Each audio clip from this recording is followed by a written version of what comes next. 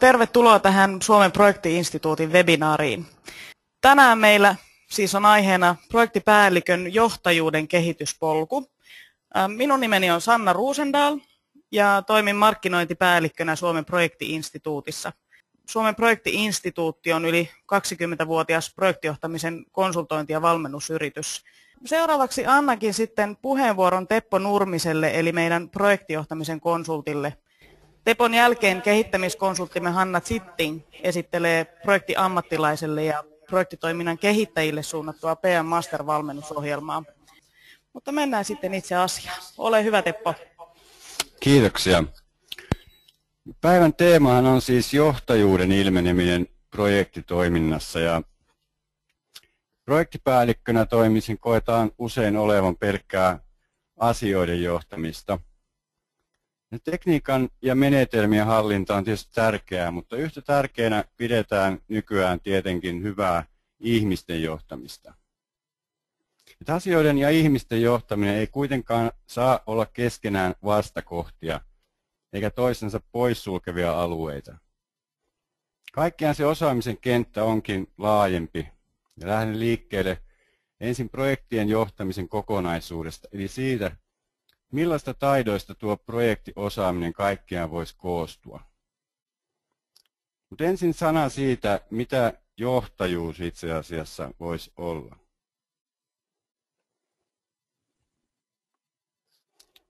Johtamisoppi, niin kuin mikään humanistinen ala, ei kuulu eksakteihin tieteisiin niin sanotusti. Eli johtajuutta voi selittää lukemattomilla eri tavoilla ja kaikki tavat on jostain näkökulmasta ja jossain tilanteessa varmasti oikeita. Ja se kokonaiskuvahan syntyy ja kehittyy jatkuvasti sitä mukaan, kun psykologiassa ymmärrys meidän ihmisten toiminnasta kaikkiaankin lisääntyy. Mutta tästä tietopilvestä ja tietomäärästä, mitä asiasta on olemassa, niin täytyy jokaisen tietysti muodostaa se oma johtajuutensa kuva.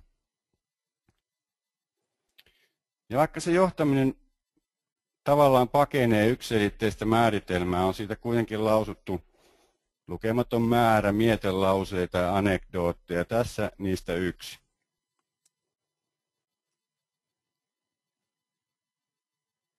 Yhdellä tavalla sanottuna johtajuus on siis sitä, että saa ihmiset haluamaan tehdä sitä, mikä muutenkin pitäisi tehdä.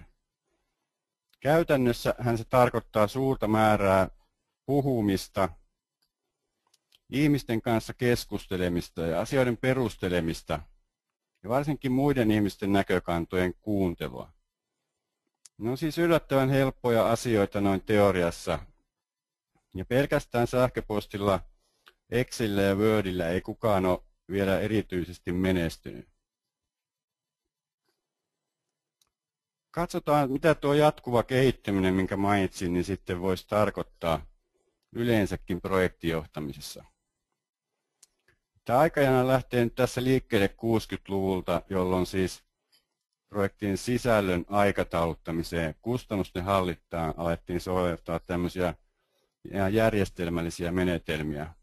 Tämä lähti arvatenkin tuolta avaruustekniikasta NASAn piiristä tämä teema liikkeelle.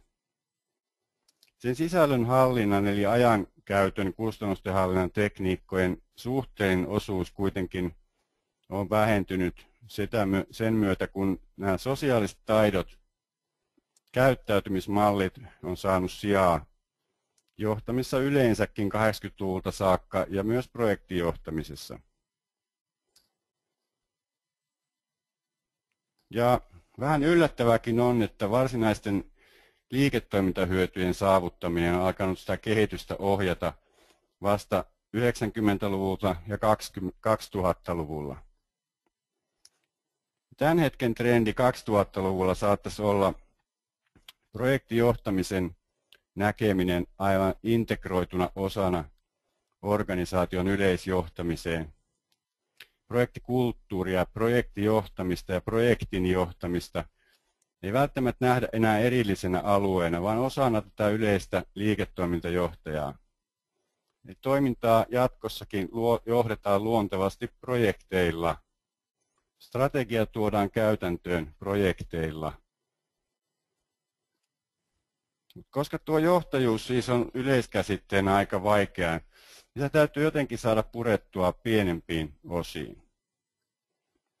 Tässä on IPMAN eli International Project Management Associationin kuva, kaavio erilaisista osaamisalueista, joita projektin johtamisessa tarvitaan. Ensimmäisenä tässä on Contextual competencies, joita on 11 kappaletta, liittyy siis toimintaympäristön yleiseen ymmärtämiseen. Toinen kohta, projektijohtamisen menetelmät, 20 erilaista teknistä kompetenssia niin sanotusti. Ja se kolmas alue on tämä käyttäytymisen ja vuorovaikutuksen kompetenssit, joista me tänään erityisesti puhutaan. IPMA listaa niitä 15 kappaletta.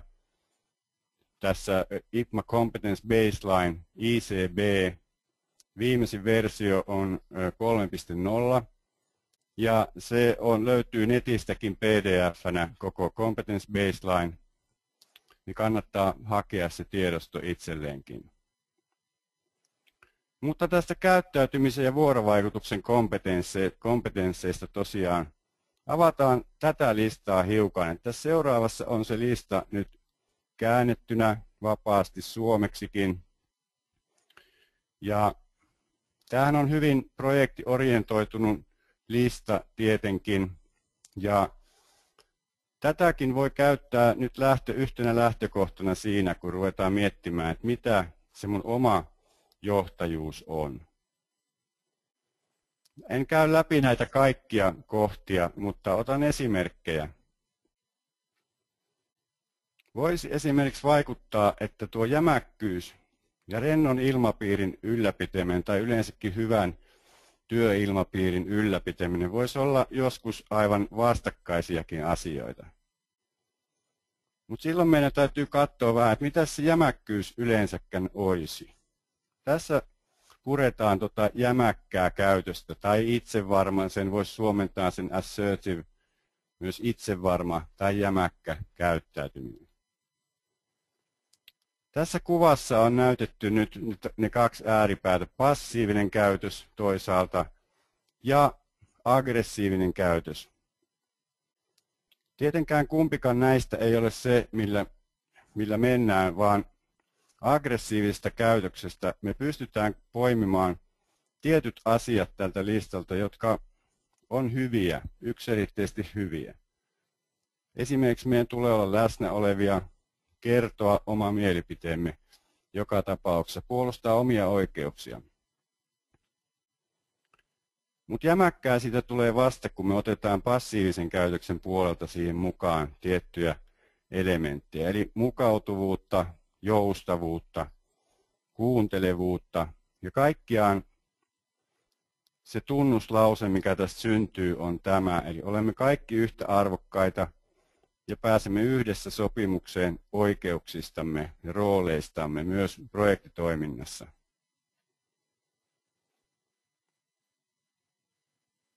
Otetaan toinen esimerkki vielä tältä listalta. Consultation. Se sanana on hankala kääntää yhdellä sanalla suomeksi, joten sitä on tuolla IPMANkin listalla purettu osiin. Ja se on hyväksi, koska mun käännös on tässä epäselvien tilanteiden ratkaisutaidot. Se voisi olla myös konsultaatio, ja se tarkoittaa esimerkiksi tällaista asiaa. IPMAN Competence Baseline 3.0 on esitetty tällainen lista tilanteisiin, joissa asiat eivät ole selkeitä kaikilta osin. Näinhän projekteissa usein alussa on. Mitä tuoreempi projekti, sen vähemmän me tiedämme sen sisällöstä ja muista lähtökohdista, jolloin lähtötilannetta tulee analysoida. Tässä keskeinen kohta tietenkin tällä listalla on tuo toimenpiteistä päättäminen. Mutta se juju tässä listassa on se, että koskaan meidän ei tule ilman riittävää tietoa lähteä päättämään, vaan siksi, että meidän tulee tehdä päätöksiä. Oleellista tässä on siis se, että ensin kuunnellaan muiden mielipiteitä, tunnistetaan eri toimintavaihtoehtoja, tunnistetaan mielipideeroja ja varsinkin yhtäläisyyksiä mielipiteissä. Sen jälkeen meillä on ratkaisuvaihtoehtoja ja me voidaan päättää toimenpiteistä.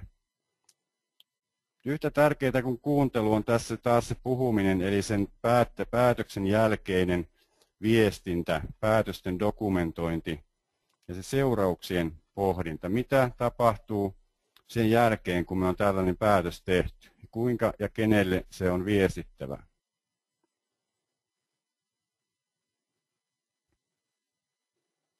Viimeisenä kohtana tältä listalta katsotaan tuota päivän teemaa eli johtajuutta. Se on tällä listalla ihan omana kohtanaan, joten avataan sitä vielä erikseen toisenlaisella listalla. Tämä lista on semmoista suuresta tutkimuksesta, yhteenvetotutkimuksesta, amerikkalainen tutkimus, jossa yleensäkin johtajuutta on purettu sen osatekijöihinsä, saatu 12 eri kohtaa. Nämä on faktorianalyysillä suuresta aineistosta etsitty, mitkä on ne eri tekijät. Siinä on se hyvä puoli, että nämä on itsenäisiä tekijöitä kaikki. Toisaalta me tiedetään silloin, että mikä tahansa johtamisen osatekijä voidaan laittaa jonkin näistä 12 pääotsikosta alle. Ja tällaisenkin listan voisi jakaa tähän perinteiseen management leadership jakoon, joka tavallaan on kyllä jo käymässä vanhaksi, että näiden tunnistetaan ja tiedostetaan, tunnustetaan olevan päällekkäisiä asioita. Tällä listalla kuitenkin vanhaa management leadership ja on sitä manageerausroolia edustaa nämä 3 ensimmäistä kohtaa. Ja seuraavat 9 liittyy tähän leadership-puoleen. Kuitenkin niin, että koska nämä asiat sekoittuu, näistä voidaan sanoa esimerkiksi, että parasta leadershipia on hyvä manageeraus. Eli meidän tulee aina rakentaa johtajuuttamme sen päälle, että me pidetään asiat kunnossa. Projekteissahan meidän on pystyttävä selkeyttämään ihmisten roolit, vastuut, tavoitteet, odotukset heidän suorituksilleen. Meidän pitää seurata projektia, pitää projektihallinnassa myös laadun etenemisen suhteen ja ihmisten ja sen koko ryhmän suorituksen arvioinnin suhteen. Tietysti meidän pitää lyhyen ja pidemmänkin tähtäimen aikatauluja ja toimintoja koordinoida jatkuvasti. Sen päällehän me pystytään rakentamaan paljon sitouttamista, motivointia, vastaavia asioita, johtamalla asioiden lisäksi myös ihmisiä. Ja esimerkiksi valmennuksissa usein peruskursseissa keskitytään vain näihin 3 ensimmäiseen ja niihin muihin NIPMAn kompetensseihin, teknisiin kompetensseihin, tavallaan asioiden johtamiseen. Ihmisten johtamista, eli näitä 9 muuta asiaahan enemmän tulee sitten edistyneemmissä kursseissa, ja mitä edistyneempi, pidempi projektijohtamisen valmennus on kyseessä, sitä enemmän siellä myöskin tulee tämä ihmisten johtaminen mukaan. Me tehdään nyt tämmöinen koe teidän kanssa. Saatte osallistua tähän ohjelmaan tutkimalla ensiksi näitä 5 valitsemaani kohtaa tältä listalta.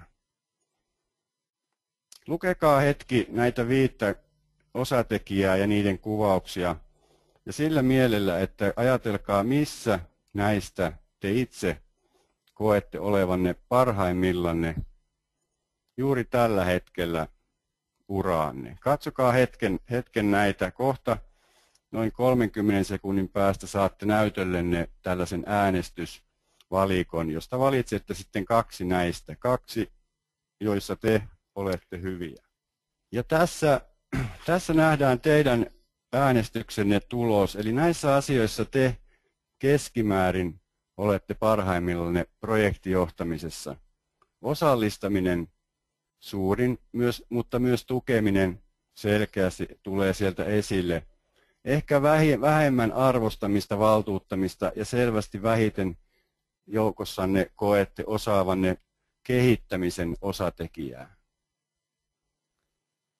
Me tehdään nyt samalla aineistolla kuitenkin toinen testi. Teidän vastauksenne, yksittäiset vastaukset ei tule näkyviin missään. Ne eivät jää talteen mihinkään. Tämä on hetkellinen tilanne. Te tulette näkemään ainoastaan tämän vastauksen. Miettikää seuraavaksi näitä 5 samaa kohtaa. Ja miettikää teidän organisaatiossanne, mitä näistä teidän organisaatiossanne projekteissa nimenomaan tarvittaisiin lisää enemmän. Mitä näistä tulisi kehittää johtajuuden osatekijöinä just teidän organisaatiossanne? Laitetaan taas 80 sekunniksi teille äänestys käyntiin, olkaa hyvä. Kuten nähdään nyt, niin tietysti kysymyksen sanamuoto oli se, mitä tarvittaisiin lisää, mutta yleensäkin, kun näitä asioita lähdetään tutkimaan, niin se, mikä osataan, ei aina aivan täsmälleen osu siihen, mitä tarvitaan. Teillä tai keskimäärin siis tarvitaan enemmän lisää kehittämistä, johtajuuden osatekijänä kehittämistä, sitä, että johtaja toimii ihmisten oppimisen avustajana ja mahdollistajana. Myös valtuuttaminen ja arvostaminen, jotka jäivät vähän jalkoihin tuossa edellisessä äänestyksessä, on nousseet korkealle. Vastaavasti osallistaminen ja tukeminen, teidän vahvuusalueenne, ovat jääneet viimeisiksi tässä äänestyksessä. Osallistaminen, tukeminen, jos ne ovat hyviä, niistä kannattaa pitää huolta. Varmistaa, että ei lähdetä korjaamaan mitään, mikä ei ole rikki. Mutta tällä tavalla ihan yksilöinäkin sitten kannattaa miettiä, mitkä on ne osa-alueet, missä en ole hyvä, ja toisaalta, mitä meillä tarvittaisiin. Ja sieltä kautta alkaa löytyä sitten ne kehittämisen kohteet. Yksi ainesosa tästä vielä puuttuu, joka on tärkeä, mitä ei millään listalla ehkä ihan sillä nimellä ole, ja se on se, että meidän tulee projektipäällikkönä, projektin omistajana, ohjausryhmässä ollessamme kyetä rakentamaan luottamusta.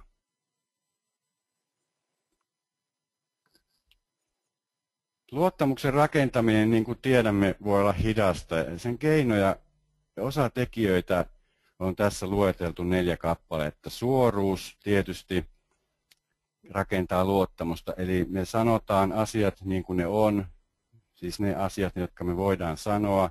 Me toimitaan myöskin niin kuin me sanotaan, se on yhtenevä. Avoimuus voi vaikuttaa samalta kuin suoruus, mutta avoimuus sisältää lisäksi sen, että me oma-aloitteisesti kysymättä kerromme, välitämme kaiken tiedon ihmisille. Sitä mukaan, kun me itse tiedämme, saamme asioista selvää. Emme pidä ihmisiä pimennossa, jos ei erikseen ole jotain asiaa määrätty luottamuksellisesti, niin välitämme tiedot eteenpäin. Hyväksyvä asenne voi tarkoittaa esimerkiksi sitä, että me hyväksytään, sallitaan erilaisia toimintatapoja, tyylejä, käyttäytymistyylejä. Ihmisillä on erilainen vireystila eri vuorokauden aikaan. Meidän pitää sietää ja hyväksyä ja kannustaa toisaalta erilaisuutta projekteissa. Uskottavuus voisi olla uskottavuutta sen oman substanssialueen kautta. Projektipäällikön ei välttämättä kuitenkaan tarvitse olla substanssiosaaja. Tiedän, että tästä kiistellään jatkuvasti, että tuleeko projektipäällikön tuntea se projektin sisältö, substanssiala täydellisesti vai ei. Ja siihen ei ole yksiselitteistä vastausta. Uskottavuutta kuitenkin voi tuoda ja saadaan aikaan sillä, että projektipäällikkö on sen projektin johtamisen ammattilainen.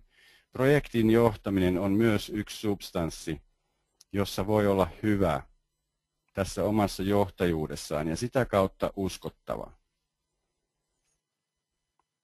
Luottamuksen rakentuminen, vaikka hidasta, voi tehdä nopeammaksi myös tekemällä tietyt asiat läpinäkyväksi. Eli yhteiset pelisäännöt projektissa, yleensäkin toiminnassa meidän projektien sisällä, vuorovaikutukselle, muulle toiminnalle, niin että ne kaikki henkilöt tietävät, mitkä ne pelisäännöt on. Ja että ne pelisäännöt on nimenomaan yhdessä myös kehitetty, jolloin ihmisten sitoutuminen niihin pelisääntöihin on varmastikin hyvin paljon suurempi. On mahdollista ja järkevää myös kertoa omista kehitysalueistamme, kun tälle polulle lähtee. Kertoa, missä minulla projektipäällikkönä on vielä tekemistä, kehittämistä ja miten aion siinä edetä.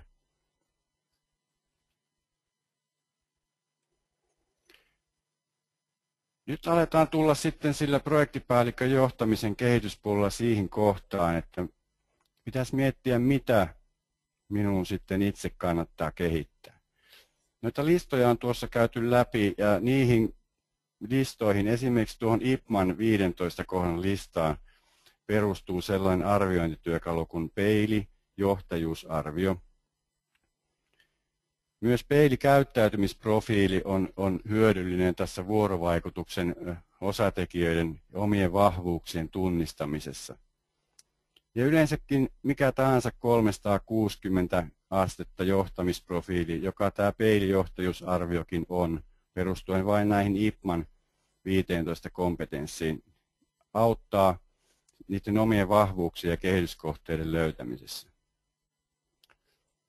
Ja tavoitteisiin pääsemiseksi tietenkin on erilaisia apuvälineitä. Coaching, pätevän ohjaajan johdolla erittäin hyödyllinen yksilöitä, ryhmiä kehittävä toimi.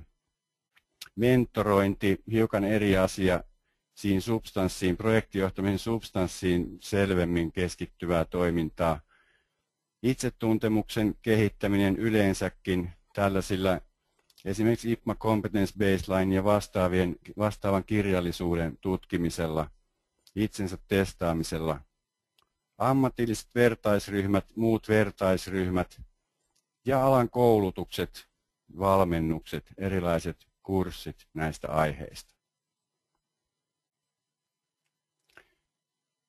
Esitellään tässä yksi työkalu päätteeksi vielä, millä tavalla sitten kun me tunnistetaan jokin kehityskohde itsessämme, jota meidän ympäristössä seuraavaksi eniten tarvittaisiin, niin on tämä GROW. GROW-kirjaimet tulee näistä Goal, Reality, Options ja Way Forward. Meidän kannattaa siis ensin miettiä, mikä meidän tavoitteemme on siinä nimenomaisessa osaamisalueessa tai meidän oman johtajuuden kuvamme alueessa. Millainen haluan olla ja mitä hyötyä siitä tulee minulle jatkossa tulevaisuudessa olemaan. Ja mistä tiedän, että se on toteutunut, miltä minusta tuntuu silloin, mikä on se mittari, että mä tiedän olevani perille. Reality. Lähtötilanne on tietenkin ensin selvitettävä. Mitä ehkä osaan jo sellaista, joka tukee tätä tulevaa kehityskohdettani? Ja mikä ehkä estää ja on estänyt tähän mennessä mua kulkemasta kohti sitä tavoitetta? Options. Millä eri tavoilla voi päästä siihen tavoitteeseen? Onko joku toinen ehkä päässyt siihen tavoitteeseen ja millä keinoin hän sen teki? Ja toisaalta kuka voisi auttaa minua siihen tavoitteeseen pääsemisessä? Keinoja siis mietitään. kirjataan itselle näihin oleellisiin kysymyksiin omia oleellisia vastauksia. Way forward, ensimmäinen askel. Mitä aion tehdä ensimmäisenä ja milloin? Mitkä on seuraavat askeleet? Milloin aion olla ja tulen olemaan siinä tavoitteessani ja miltä se silloin tuntuu? Mikä on se visio mulla itselläni siihen tilanteeseen ja kuinka palkitsen itseni sitten, kun olen perillä?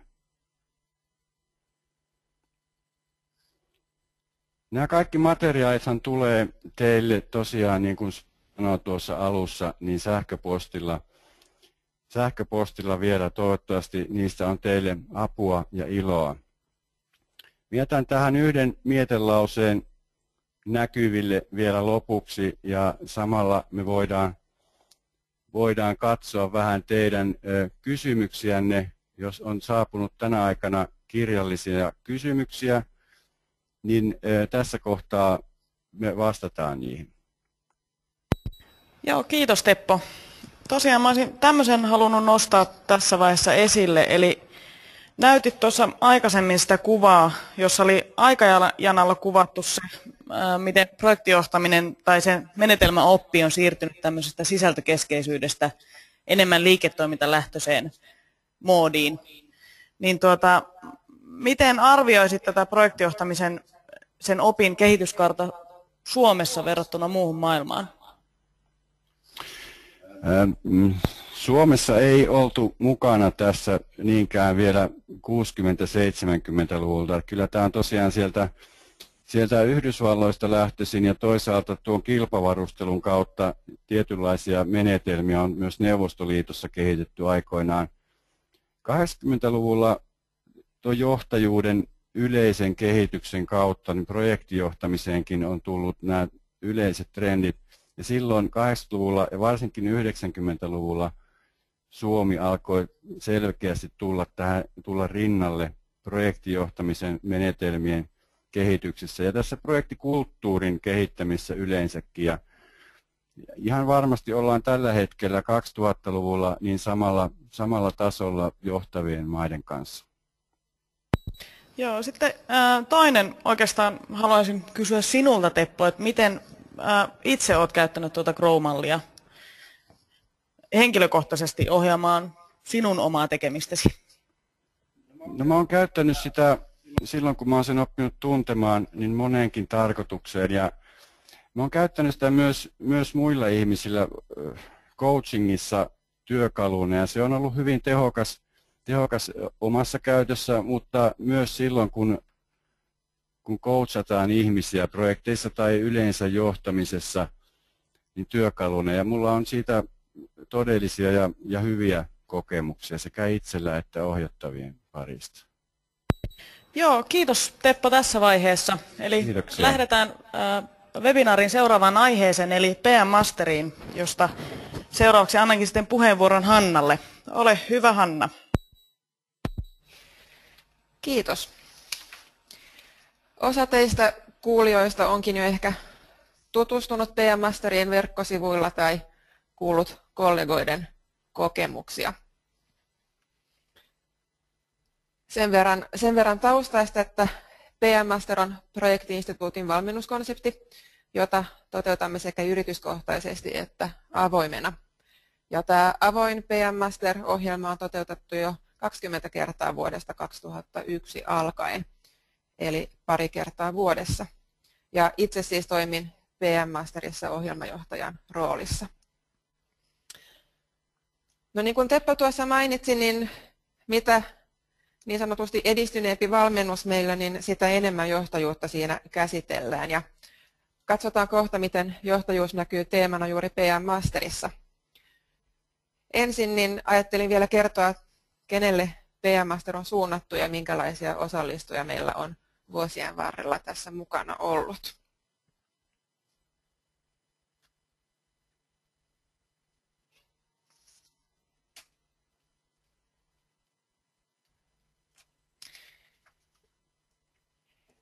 Eli meillä on määritelty näin, että PM-master-valmennusohjelma on suunniteltu vaativien projektien projektipäälliköille ja projektitoiminnan kehittäjille. Ja tietysti nimikkeitä ja tehtävänkuvia on ihmisillä erilaisia, mutta tyypillisesti osallistujat vastaavat organisaationsa projektitoiminnan kehittämisestä tai sitten osallistuvat kehittämistyöhön joko vaativien projektien kokeneina projektipäällikköinä, projektitoimiston edustajina tai muussa projektiasiantuntijan roolissa. Vastaavasti sitten ilman muuta työnantajayritysten toimialat ja koot vaihtelevat aika paljonkin. Ja tässä nyt on koottuna joitakin esimerkkejä viime vuosien varrella edustettuina olleista yrityksistä. Näistä varmaan suurin osa on kaikille enemmän tai vähemmän tuttuja ja näette, että on ollut edustettuna eri toimialoja aina sieltä julkiselta sektorilta, esimerkiksi pankki- ja vakuutusalaan tai vähittäiskauppaan ja raskaampaankin teollisuuteen. No minkälaisia ihmisiä sitten tällaisista yrityksistä on ollut mukana tyypillisesti? Jos osallistujien tehtävän kuvia katsotaan tarkemmin, niin niissä on vastaavasti variaatioita kuin ihan titteleissäkin ja toimialoissa. Ja myös meidän osallistujien taustoissa ja kokemuksissa on vaihtelevuutta. Tässä on nyt muutaman henkilön omat kuvaukset niistä omista tehtäväkentistä. Eli erityyppisten projektien parissa ovat nämä osallistujat työskennelleet. Näissä esimerkkeissä näkyy IT-projektit, sisäiset kehitysprojektit ja investointiprojektit. Monet sitten toimivat myös tuotekehitys- ja asiakastoimitusprojekteissa. Juuri näillä esimerkkihenkilöillä on ollut kokemusta projektinjohtamistehtävistä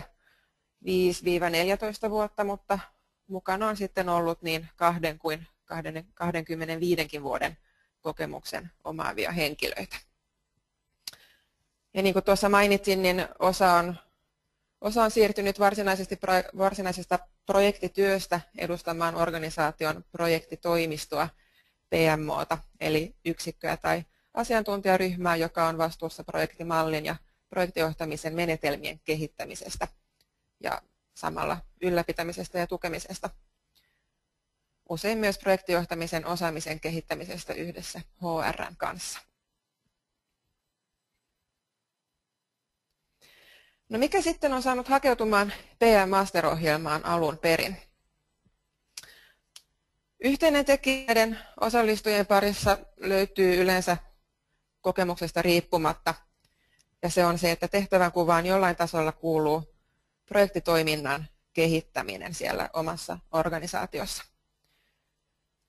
Totta kai siellä taustalla on se oma halu kehittää ammattitaitoa ja laajentaa näkemyksiään ja ehkä välillä siirtyä sieltä ruohonjuuritasolta tavallaan helikopterin näkymään tarkastelemaan projektitoimintaa, vähän sitä operatiivista tasoa laajemmin. Mutta yleensä myös sitten siellä yrityksessä tai organisaatiossa on tunnistettu tarve kehittää tai selkeyttää projektitoimintaa, eli saada aikaan jonkunlaista muutosta siinä. Tällainen tarve on yleensä syntynyt jonkin suuremman muutosprosessin yhteydessä. Esimerkiksi yrityksessä ollaan luomassa uutta toimintamallia tai ollaan yhtenäistämässä toimintamalleja. Saattaa olla, että on vasta havahduttu siihen, että liiketoiminta perustuu pitkälti juuri projekteihin ja että tarvitaan enemmän salkunhallinnan tason näkemystä. Halutaan saada selkeyttä projektinhallinnan prosesseihin ja rooleihin ja nähdään, että järjestäytyneemmän projektin ja salkunhallinnan avulla saavutettaisiin liiketoimintahyötyjä ja kilpailuetua.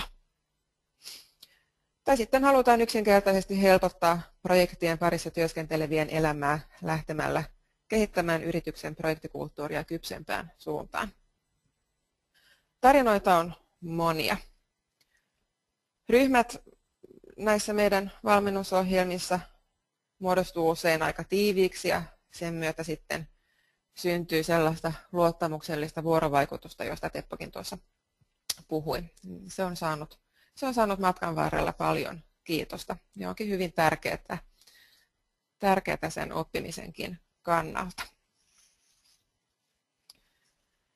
Tehdään seuraavaksi tällainen pähkinänkuorikatsaus valmennusohjelman aihealueisiin. Tässä näkyy punainen lanka siinä näytöllä ja PM Masterin se punainen lanka on organisaation strategian toteuttaminen projektien kautta sekä sitten projektitoiminnan ja projektikulttuurin kehittäminen. Jos katsotaan näitä valmennusjaksojen aihepiirejä, niin ihan alussa lähdetään liikkeelle siitä, että määritellään siinä ryhmässä yhteinen terminologia, sovitaan tai katsellaan vähän sitä projektin johtamisen viitekehystä yleisesti sillä tavalla, että siinä ryhmässä syntyy yhteinen käsitys ja puhutaan samoista asioista sitten jatkossa. Ja kun itse asiaan mennään, niin katsotaan ensin projektitoimintaa kokonaisuutena, eli puhutaan ohjelmajohtamisesta, projektien päätöksenteko- ja ohjausmalleista. Ja mietitään samalla siinä eri toimijoiden rooleja projekteissa ja projektitoimiston roolia ja tehtäviä, jos yrityksessä sellainen on. Ja tässä nyt ilman muuta sitten jo rivien välissä tulee tämä projektipäällikön johtajuus hyvin vahvasti mukaan. Se myös tulee tämän peiliviitekehyksen muodossa mukaan heti ensimmäisellä jaksolla. Eli tämä peiliviitekehys, josta Teppo mainitsi, niin kertoo erilaisista käyttäytymistyyleistä ja sitä kautta myös johtajaominaisuuksista.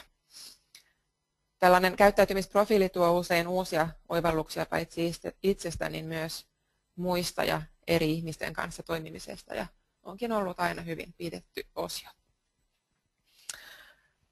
No sitten lähdetään tarkastelemaan tätä projektimaailmaa, projekteja myös osana liiketoimintaa ja strategian toteuttamista. Saadaan hieman liiketoimintastrategista näkökulmaa mukaan. Ja toki myös projektihallinnan menetelmiä tarkastellaan sen projektin elinkaaren mukaisesti, mutta oletetaan kuitenkin, että osallistujalla on yksittäisen projektin johtaminen jo hallussa.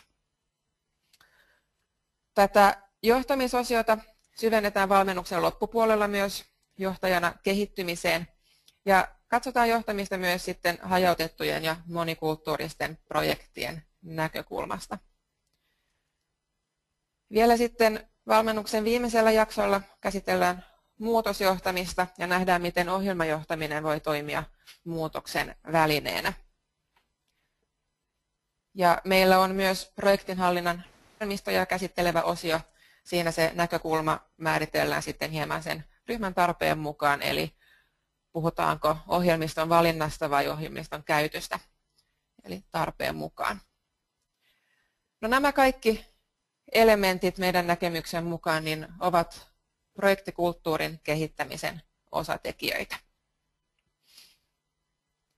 Tästähän muodostuu varsin laaja ja monipuolinen kokonaisuus ja se onkin sellainen, mistä on paljon pidetty, koska tavallaan saa riittävän laajan näkemyksen projektin hallintaan kokonaisuutena. Ja tätä ohjelmaa on myös joku sanonut riittävän pitkäksi sillä tavalla, että valmennusjaksojen väliin jää aikaa ajatella asioita ja soveltaa niitä käytännössä, eli muodostuu hyvä jatkumo. Nimenomaan sellaiseksi loogiseksi jatkumoksi tämä onkin suunniteltu tämä valmennusohjelma ja katsotaan seuraavaksi hieman, että mistä tämä prosessi muodostuu. Jotta tämä valmennuskokonaisuus ja kokemus olisi mahdollisimman onnistunut, niin muutaman osatekijän tulisi siinä kulkea rinnakkain. Tässä nähdään nämä valmennusjaksot tietysti siellä vasemmalla. Siellä ollaan fyysisesti kaikki samassa paikassa, saadaan aikaan hyviä keskusteluja siinä ryhmässä ja tehdään myös erilaisia menetelmäharjoituksia ihan käytännössä. Nämä menetelmäharjoitukset, mitä me käytetään, on hyvin käytännönläheisiä ja omaan työhön sovellettavia. Joskus joissakin näissä harjoituksissa niin käytetään osallistujien omista projekteista valittuja case-projekteja, joihin sitten päästään niitä harjoittelemaan. Esimerkiksi voidaan tehdä vaikkapa projektien luokittelua tai projektin johtamissuunnitelmaa tai vaikkapa hajautettujen projektien simulaatio. Erilaisia harjoituksia matkan varrella. No sitten siinä keskellä näkyy soveltaminen, ajatusten vaihto ja käytäntöön vieminen. Ja tämä onkin hyvin tärkeä osatekijä. Tavallaan jää paljolti sen osallistujan omallekin vastuulle, että vie näitä asioita oikeasti käytäntöön siellä omassa työssä ja keskustelee asioista kollegoiden kanssa. Tällainen sparrailu kollegoiden kanssa onkin tehokkain tapa saada asioita oikeasti käytäntöön. Ja tässä meillä on sitten tukena myös tällainen verkko-oppimisympäristö. Sitten siellä oikeassa laidassa näkyy tavoitteet, oma oppiminen ja kehittäminen. Eli ihan valmennusohjelman alussa niin määritellään tavoitteet, mitä mä haluan oppia tämän ohjelman aikana. Ja tehdään myös niin sanottu tällainen projektityö, jossa keskitytään johonkin oman organisaation projektitoiminnan kehityskohteeseen. Tarkoitus siinä on sitten hyödyttää jollain tavalla sitä omaa työtä ja omaa yritystä. Eli aika vapaamuotoinen on tämä projektityö, mutta joka tapauksessa tuo sellaista konkretiaa sitten siihen käytäntöön viemiseen. No vielä sitten meidän valmentajista muutama sana. Tuossa vasemmassa ylälaidassa näkyy Matti Haukka, joka on meillä tässä pääkouluttajana. Matti on valmentanut ja konsultoinut projektin johtamista ja projektisalkunhallintaa jo yli 20 vuotta. On ihan eurooppalaisellakin tasolla projektipiireissä tunnettu projektisalkunhallinnan asiantuntija. Ja hän toimii pääkouluttajana useissa meidän pitkissä valmennusohjelmissa, mutta pitää myös paljon johtoryhmä- ja ohjausryhmävalmennuksia näin edelleen. Sitten meillä on Riitta Hyppänen. Riitan tausta on lähinnä IT-alan yrityksistä, joissa hän on toiminut henkilöstöjohtajana, henkilöstöpäällikkönä ynnä muissa vastaavissa tehtävissä. Ja Riitalla on myös 20 vuoden kokemus suurin piirtein muutos- ja kehitysprojekteista muun muassa. Ja hän toimii tätä nykyään oman yrityksen kautta ihmisten johtamisen valmentajana. Riitta vastaa PM-masterissa jaksosta projektipäällikköryhmän johtajana, eli siinä aika alussa. Jos sitten myötäpäivään jatketaan, niin Aarni Heiskanen on siinä kuvassa. Aarni on kokenut johdonkonsultti. Erikoisalana hänellä on tietointensiiviset palvelut ja projektisalkun hallinta. Ja hän toimii PM-masterissa strategisen projektijohtamisen valmentajana. Ja vielä Aarnista vasemmalla niin Karula Lindholm-Gerlin on johdon ja henkilöstön kehittämisen asiantuntija ja valmentaa PM-masterissa johtajuuspuolta syventävässä johtajana kehittymisen osiossa. Itse olen sitten mukana koko valmennusohjelman ajan valmentajien ja osallistujien tukena eri vaiheissa sitä koko prosessia. Ja meillä on myös erilaisia vierailevia valmentajia mukana eri erikoisalueisiin, kuten siinä vasemmassa alalaidassa näkyy. Näin. Tässä vaiheessa oikeastaan annan Sannalle puheenvuoron takaisin, joko jos on tullut kysymyksiä tai kommentteja tai sitten ihan muuten. Joo, kiitoksia Hanna.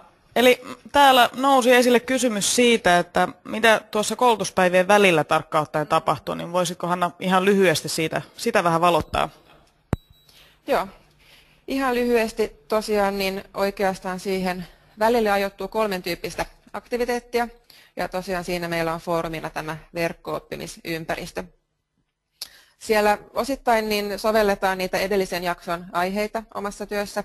On erilaisia tukevia tehtäviä siihen, menetelmäharjoituksia ynnä muuta.